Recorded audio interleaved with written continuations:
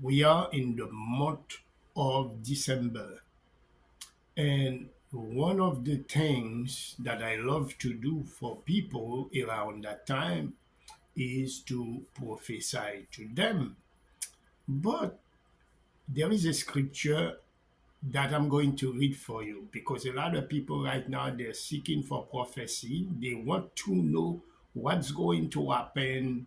They want to have, enlightenment to know what's going to happen in their lives during next year.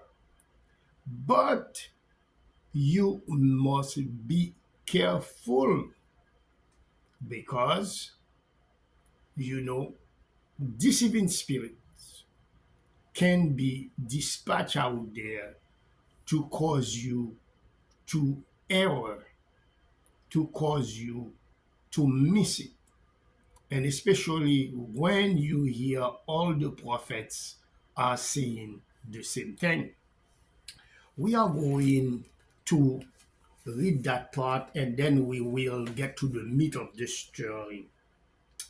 One suggested, let's go to a 1 Kings 22, chapter 22, verse 20. And the Lord said, who will entice Ahab into attacking Ramoth Gilead and go into his death there? The Lord said, who will entice Ahab and to go and cause Ahab to go to his death? One suggested this, and another suggested that. Finally, a spirit came forward, stood before the Lord, and said, I will entice him. And the Lord asked the spirit, by what means? By what means? The Lord asked. He said, I will go out and be a deceiving spirit in the mouths of all his prophets. So, you that are out there, listening, people prophesying, they're all saying the same thing. It could be an enticing spirit deceiving them, and you see all of them saying the same thing. And this has nothing to do with the true will of the Lord. This has nothing to do. Listen to this. So the story is the king of Israel and the king of Judah and the king of Israel. Let's start the beginning of the reading. For 3 years, there was no war between Aram and Israel. But in the third year, Jehoshaphat, king of Judah, went down to see the king of Israel. The king of Israel had said to his official, don't you know that Ramoth Gilead belonged to us? And yet we are doing nothing to retake it from the king of Aram. So he asked Jehoshaphat, will you go with me to fight against Ramoth Gilead? Jehoshaphat replied to the king of Israel. Jehoshaphat is the king of Judah. He said, I am as you are, my people as your people, my horses as your horses. But Jehoshaphat also said to the king of Israel, first seek the counsel of the Lord. So the king of Israel brought together the prophets and asked them, shall we go to war against Ramoth Gilead? And guess what? All of them are saying, go. They answered, for the Lord will give it into the king's hand. So all the prophets are saying that.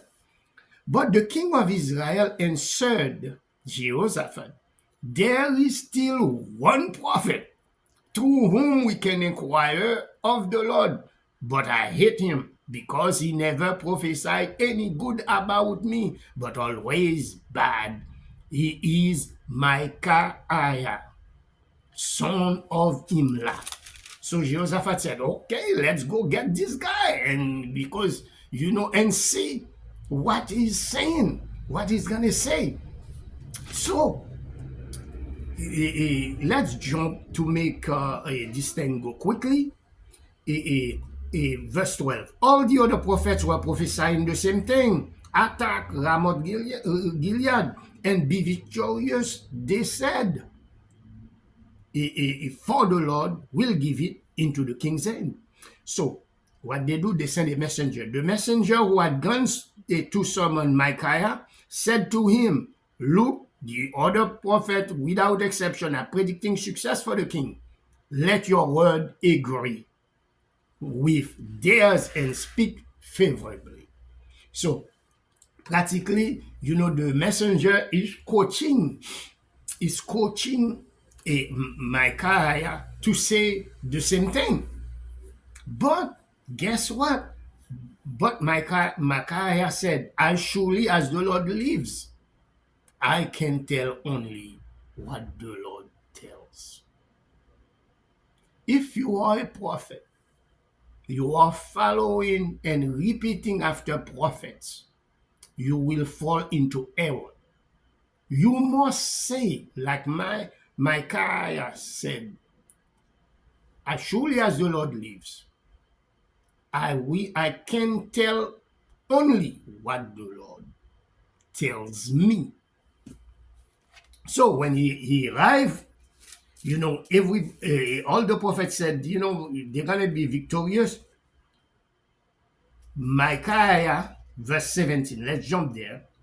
I saw all Israel scattered on the hills, like sheep without a shepherd. And the Lord said, these people have no master. Let each one go home in peace.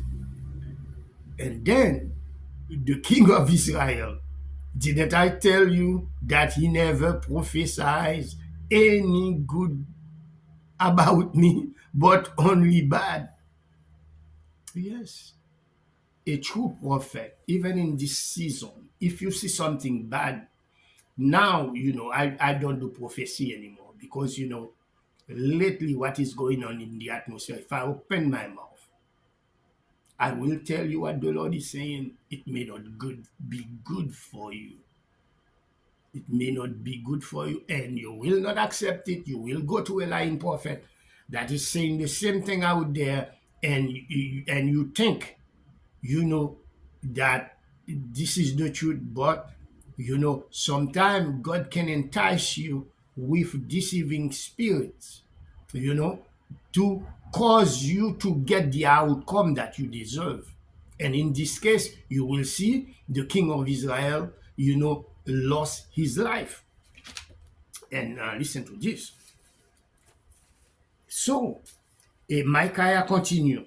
Therefore, hear the word of the Lord. I saw the Lord seated on his throne, and he's going to explain what he saw. What he saw. He said, I saw the Lord seated on his throne, with all the multitude of heaven standing around him on his right and on his left. And the Lord said, who will entice Ahab into attacking Ramoth Gilead and go into his death there?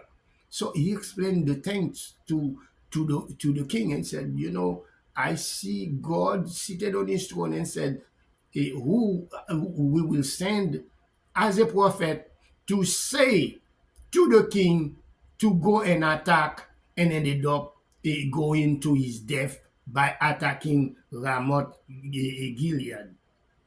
And he even give him the whole imagery. Once you suggested this and another that, finally a spirit came forward before the Lord and said, I will entice him by what mean the Lord asked. I will go out, be a deceiving spirit in the mouths of all his prophets. The king, listen to the prophets, and he sent and he went to fight Ramoth Gilead. This is what all the prophet was saying, was a lie. because they're all saying the same thing. They've been enticed. This is why John said, when you hear the Spirit, test the Spirit to know if it's from the Lord. What you hear, is it from the Lord? I will go out. Let me read that again.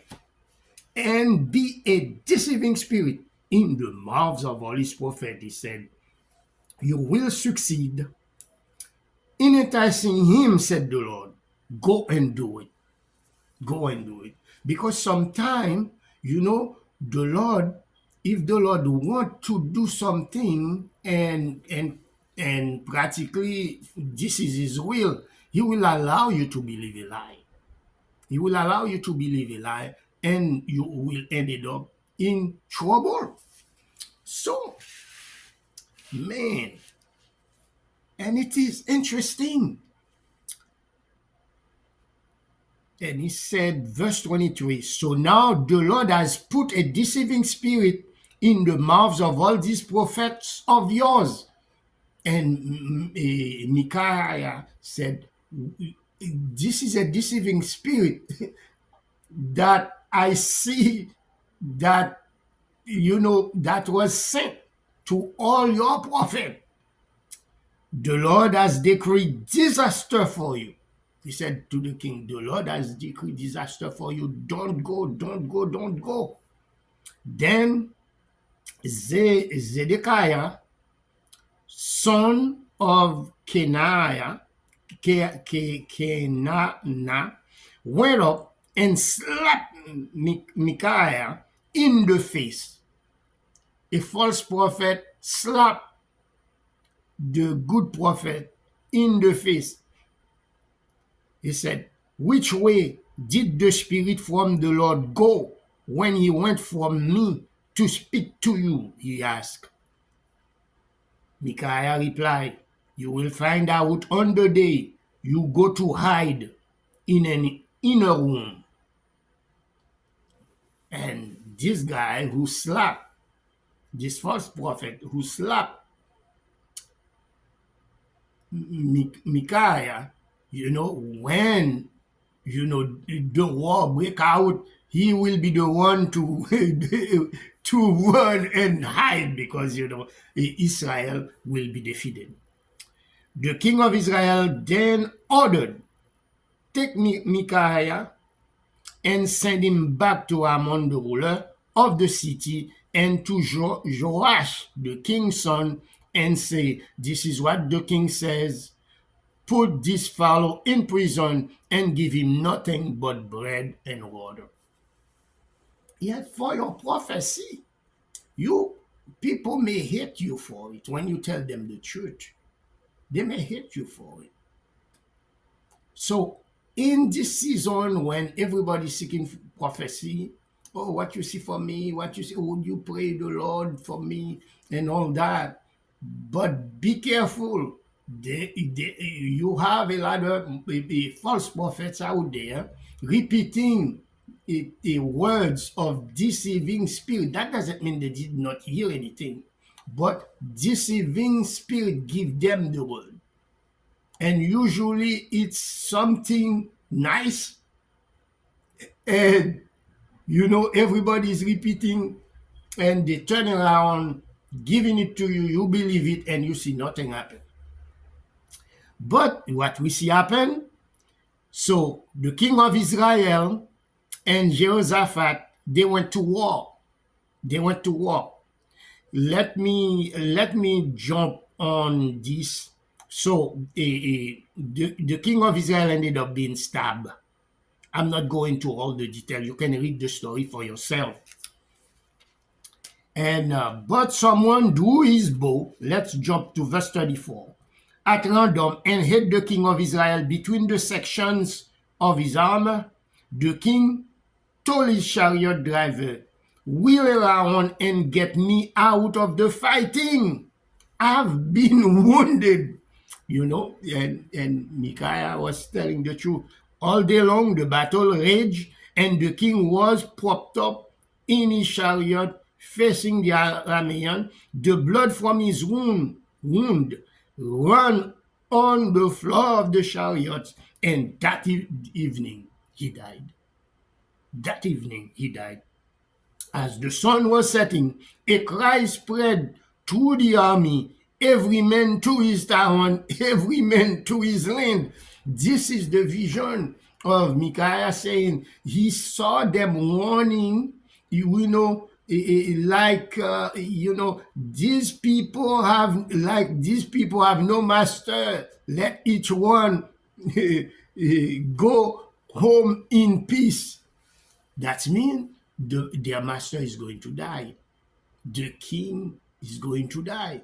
And he predicted it, and it's happened. Sometimes, a prophet may say something that you do not agree with.